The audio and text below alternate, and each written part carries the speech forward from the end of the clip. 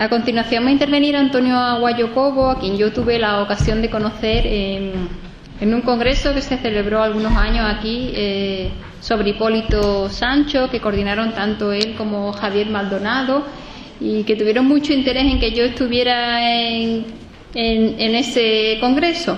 Después tuve ya ocasión de hablar más detenidamente con él cuando me lo encontré una vez en Sevilla, y de esa charla pude decir que Antonio es un intelectual, un especialista en su tema.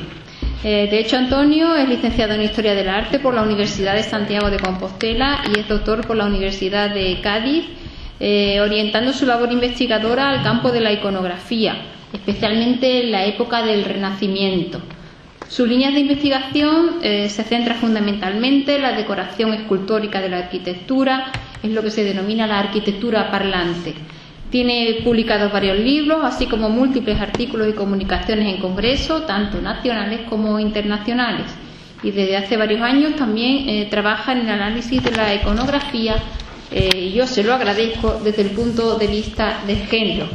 A mí me gusta más desde el punto de vista de la historia de la mujer, porque creo que le da más entidad que la palabra género. Y así, sin más, le dejo con Antonio Aguayo Cobo, que nos va a hablar del simbolismo de la uva y el vino en la iconografía jerezana del Renacimiento. Muchas gracias, Silvia. Muchas gracias por tus palabras. Ante todo, quisiera agradecer a la organización, a Silvia, a Manolo, que me hayan invitado a participar. Y gracias a todos ustedes, a todos y todas, por estar aquí. Y ya quiero aprovecharle para darle enhorabuena también a la organización por el éxito y la calidad de estas jornadas, porque yo, la verdad, estoy aprendiendo un montón, aunque es cierto que sabía poquito del vino. Pero, bueno, mi comunicación es muy escueta porque también, a pesar de que en el siglo XVI, XV, XVI, el mundo del vino, la calidad del vino, la fama del vino de Jerez ya era muy grande, sin embargo, hay muy poca representación de la uva y el vino en la iconografía de los monumentos. Entonces, sin embargo, creo que es muy interesante y enlaza perfectamente con lo que sería el simbolismo general de la uva y el vino dentro de la iconografía del simbolismo general. Es de todo sabido que la cultura occidental se basa en tres ejes, en tres pivotes. Por un lado está el trigo, la diosa Deméter. Por otro lado está el aceite, la diosa Atenea. Y por otro lado está el vino, el dios Dionisos Baco. Estos tres pivotes hacen referencia a los tres elementos sustentantes del ser humano. Si por un lado el trigo es lo que sirve de alimento al cuerpo, el aceite sirve de alimento al espíritu. El aceite ilumina, es lo que permite el estudio, es lo que permite el conocimiento. Pero por encima de estos dos elementos hay uno que sobresale por encima de todo, que es el vino, Dionisos. Porque el vino tiene una característica fundamental, y es que una vez consumido nos permite salir de nuestra propia identidad para momentáneamente acercarnos a la divinidad.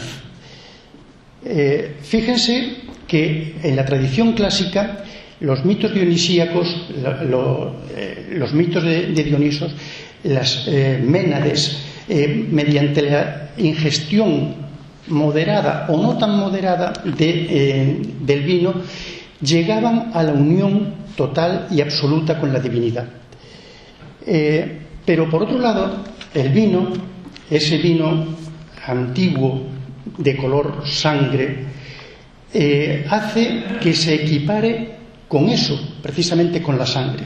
Entonces, en los mitos dionisíacos el vino se equiparaba con la sangre de Dionisos, pero es que en el cristianismo el vino se equipara con la sangre de Cristo. De la importancia fundamental que tiene el vino, vemos que hay una cosa que nos llama mucho la atención. Cuando Moisés mandó a los emisarios a buscar la tierra prometida, los emisarios que vinieron del valle de Escol, lo que es la tierra prometida, traen un racimo de uvas de gran tamaño, de un enorme tamaño, que lo tienen que traer a hombros. Esto, fíjense ustedes que se ha tomado como la prefiguración de Cristo colgado de la cruz. Entonces, no solamente es la tierra prometida el vino, sino que también es la prefiguración del sacrificio de Cristo. No voy a hacer hincapié en más alusiones, porque alusiones a la vid y al vino tenemos en la Biblia, en el Nuevo Testamento, en el Apocalipsis, en el Antiguo Testamento, etcétera, etcétera. Tenemos montones de alusiones. La viña tiene un origen sagrado. Fíjense ustedes que el primero que descubrió la vid fue Noé. Después del diluvio encuentra lo que es la vid, pero también padece por primera vez el exceso, que es la borrachera. Fíjense que aquí los tres hijos, uno, cuando Noé cae desvanecido por el consumo de alcohol, queda desnudo. Uno de los hijos lo ve, se ríe de él, entonces queda maldito, mientras que los otros dos, Sem y Jafet, se tapan los ojos y entonces son los hijos, digamos, bendecidos por Noé. Pero un episodio muy curioso es el de Lot y sus hijas. Fíjense ustedes que después de la destrucción de Sodoma y Gomorra, Lot, que ha perdido su mujer convertida en estatua de sal, se tiene que refugiar en las montañas con sus hijas, y las hijas dicen: ¿qué vamos a hacer para tener hijos? Porque no hay varones en los alrededores. Entonces a la hija mayor se le ocurre: emborrachemos a nuestro padre y él nos engendrará a nuestros hijos. Dense cuenta, aquí hay varias cosas que podemos ver. En primer lugar, el vino como facilita la gestación, como facilita la vida. En esto se equipara a Dionisos. Pero si hacemos una lectura de género o de mujer, fíjense que el incesto está profundamente castigado, pero Lot se salva de eso por una razón sencilla: él estaba borracho y no era consciente. Es la mujer, la hija, la que consigue emborracharlo y engendrar a los hijos. Efectivamente, la primera noche Lot engendra en la hija mayor un descendiente, y a la noche siguiente en la hija menor consigue engendrar también otro descendiente. Entonces, la mujer, evidentemente, es la que no tiene reparos ante el incesto, no tiene reparos en emborrachar a su padre con tal de conseguir un fin, que es el fin de la procreación. Aquí tienen otra versión. Y fíjense lo que les decía, que evidentemente hay un paralelismo entre Lot y sus hijas con los mitos dionisíacos. Pero simplemente ya para acabar esta introducción, fíjense que el vino va a tener una función fundamental en todo el Nuevo Testamento. De hecho, Cristo comienza su andadura pública con las bodas de Caná. Y fíjense que además es muy importante porque tiene que bendecir 6 ánforas de vino, y esas 6 ánforas hacen referencia a las 6 etapas de la edad del hombre. Entonces, es todo un mundo simbólico muy importante relacionado con el vino. Y ya para acabar, evidentemente, no podíamos olvidarnos de la última cena, en la cual Cristo, mediante el pan y el vino, instituye la Eucaristía. Bien, vamos a ver algunos ejemplos jerezanos de vid y vino. Ya digo que son muy escasos. Dense cuenta que hemos hablado de que el vino tiene un carácter sagrado, pero también tiene un carácter negativo. El vino está muy bien, es la sangre, es la vida. Dionisos nos habla que incluso con un consumo moderado de alcohol podemos llegar a la eternidad, a la eterna juventud, pero también tiene un carácter negativo. Es decir, si lo consumimos en demasía, vamos a conseguir la ebriedad y por tanto va a tener un carácter negativo. ¿Cómo toma el cristianismo la uva y el vino? Pues el cristianismo, salvo los efectos, salvo los elementos eucarísticos, va a tener un carácter negativo. Fíjense, el primer ejemplo que les traigo es el Palacio de Riquelme. El Palacio de Riquelme tiene una iconografía muy rica, en la cual en el dintel, en el friso principal, hay 2 alegorías. La alegoría del matrimonio Riquel, que don Hernán Riquel se casa con su sobrina, juntan una enorme fortuna, pero mientras que el ideal masculino es el valor, el furor, el ideal, digamos, entre comillas, femenino, lo que caracteriza a la mujer, la lascivia, la lujuria. Entonces vemos como esa alegoría de la lascivia, de la lujuria, está caracterizada por los racimos de uvas que está sobre la cabeza. Fíjense que, abundando en esta significación, tenemos la pantera que lo acompaña. La pantera es el animal típico de Dionisos. Dionisos siempre se representa con la pantera. Pero es que, ¿por qué la pantera tiene este carácter negativo? La pantera tiene un sentido, tiene un carácter que emite un olor dulcísimo. Este olor tan dulce atrae a todos los animales. Entonces, la pantera aprovecha que los animales vienen confiados a ese olor y aprovecha para devorarlos. Por tanto, la pantera se compara a la mujer y se compara fundamentalmente a la prostituta, que se aprovecha de los hombres para conseguir la muerte espiritual. Dense cuenta que en la cola de la pantera, ahora está destrozada, siempre hay salvajes por ahí que se ocupan en destrozar las cosas, pero antes, hace unos años, la cola de la pantera remataba en la cabeza de un mono. El mono es también el símbolo de la lujuria, el símbolo de la lascivia, es la parte animal del ser humano. Entonces, estamos viendo como hay todo un conjunto de símbolos que abunda en el carácter negativo de esa figura. Vean ustedes las figuras de Dionisos, siempre o casi siempre acompañado de la pantera, e incluso fíjense que en el de abajo la pantera lleva sobre su lomo un mono. Entonces se está equiparando de nuevo la pantera y el mono como símbolo de la lujuria. Bien, voy a pasar ahora a dos relieves muy difíciles de ver porque están en el presbiterio de San Miguel a una altura enorme y prácticamente han pasado desapercibidos hasta ahora.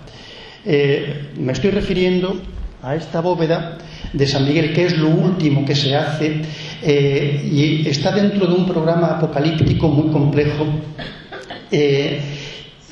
y Es interesante porque lo que estaba previsto de este presbiterio, de este ábside, era mucho menor. Sin embargo, después, al finalizarlo, Pedro Fernández de la Zarza se ve obligado a ampliar este presbiterio para ampliar el programa iconográfico. Fíjense, en estas dos pequeños triángulos están representados todos los vicios.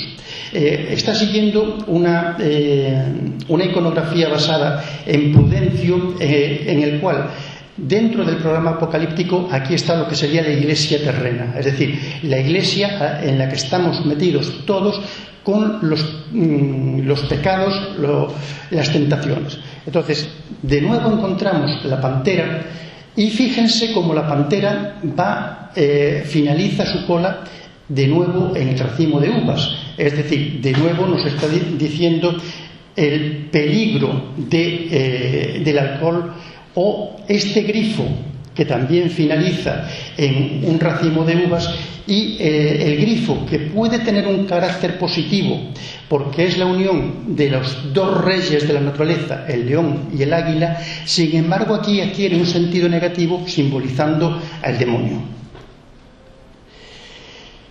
En los claustros de Santo Domingo, en el pasillo norte, lo que es la andana del norte, es lo primero que se hace. Bueno, lo primero, se empiezan las dos, norte y sur, al mismo tiempo. Este y oeste, Y fíjense que aquí, justo a la salida de donde estaba la entrada a la iglesia, que ahora está tapiado, se salía, y lo primero que nos encontramos es la alegoría de la ebriedad. De nuevo nos encontramos con Prudencio, el origen del pecado, la martigenia, que nos dice que la ebriedad es uno de los mayores pecados más grandes que existen, pero que se caracteriza por las alucinaciones que vamos a tener y los grandes monstruos que nos van a atacar. Es decir, cuando nosotros estamos ebrios, perdemos por completo el control de nuestra vida, y entonces podemos caer en todos los excesos. La cabeza, fíjense que es una figura humana, pero con cabeza de pantera. De nuevo nos encontramos la pantera como símbolo de la lujuria, asimilada a Dionisos, etcétera, etcétera. Bien, no todo iba a ser malo. Vamos a pasar a los aspectos positivos que nos encontramos. El aspecto positivo solo lo vamos a encontrar, me estoy refiriendo a los siglos XV y XVI, porque después en el siglo XVII y sobre todo en el XVIII hay muchísima iconografía positiva, sobre todo asimilada con la Eucaristía. Pero fíjense que el Cabildo, que está concebido como el templo del buen gobierno, el palacio del buen gobierno, nos vamos a encontrar dos representaciones muy claras.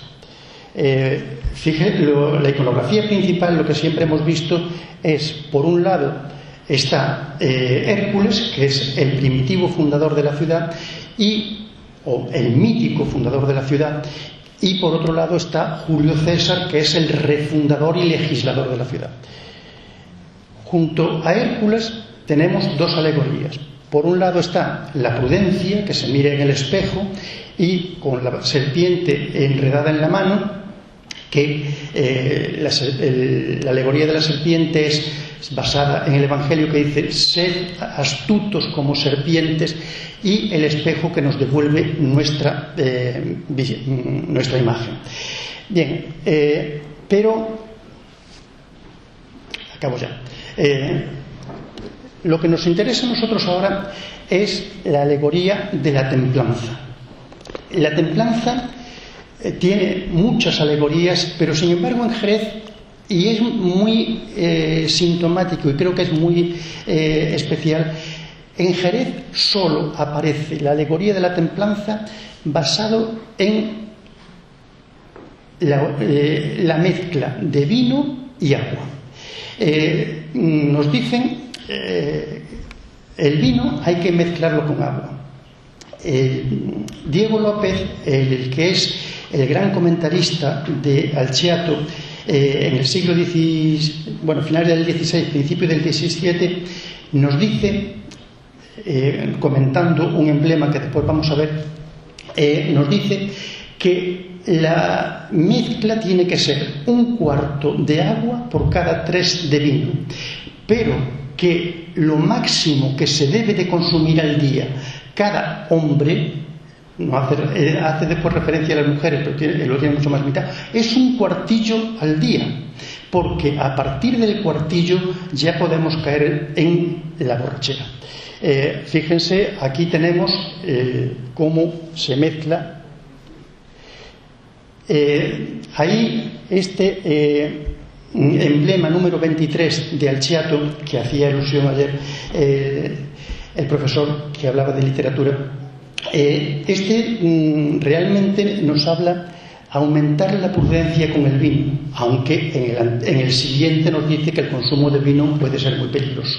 Pero están Dionisos y Atenea, y de esa manera nos dice que si bien Atenea nos da inteligencia, Dionisios nos aumenta la inteligencia, nos aumenta esa capacidad. Bien, y ya voy finalizando, que ya me están echando la bronca, fíjense que como es una alegoría del palacio del buen gobierno, todo el programa iconográfico del Cabildo está dedicado en honor de Felipe II, el invictísimo Felipe II. Entonces, Felipe II hace una advertencia de que nadie se atreva a rebelarse contra él, porque como faetón serán castigados, pero fíjense que los frutos de ese buen gobierno es la paz. Entonces, aquí tenemos, y fíjense cómo los racimos de uvas junto con los de otras frutas aparecen como símbolo de abundancia. Las sartas de frutas, entre las que interviene también fundamentalmente las uvas, pero otras como son por ejemplo la manzana, la pera, la granada, etcétera, etcétera, la calabaza, son símbolos de abundancia, símbolos del buen gobierno. Es muy interesante que en ese friso superior, ese símbolo del buen gobierno está representado por aves. Hay todo un conjunto de aves diferentes. Unas nos hablan de la justicia, otras nos hablan de la concordia, otras nos hablan de la eternidad del gobierno, etcétera, etcétera. Fíjense que todas las aves están situadas o picoteando sobre racimos de uvas. Las uvas es lo característico y lo que nos va a dar el símbolo de la abundancia. El buitre, el símbolo de la justicia, y acabamos con la abubilla. La abubilla es quizá uno de los pájaros, una de las aves fundamentales de todo el bestiario. Y la abubilla es el símbolo de una buena cosecha de vino. Entonces, en la lectura que hacemos de izquierda a derecha o de derecha a izquierda según el espectador, empieza con la imagen de la abubilla. Si tenemos paz, tenemos una buena cosecha de vino. Si tenemos una buena cosecha de vino, vamos a tener abundancia, vamos a tener paz, vamos a tener justicia, vamos a tener todo. Entonces, con esta imagen de la abubilla que nos augura una buena cosecha del vino de Jerez, quisiera finalizar. Muchas gracias.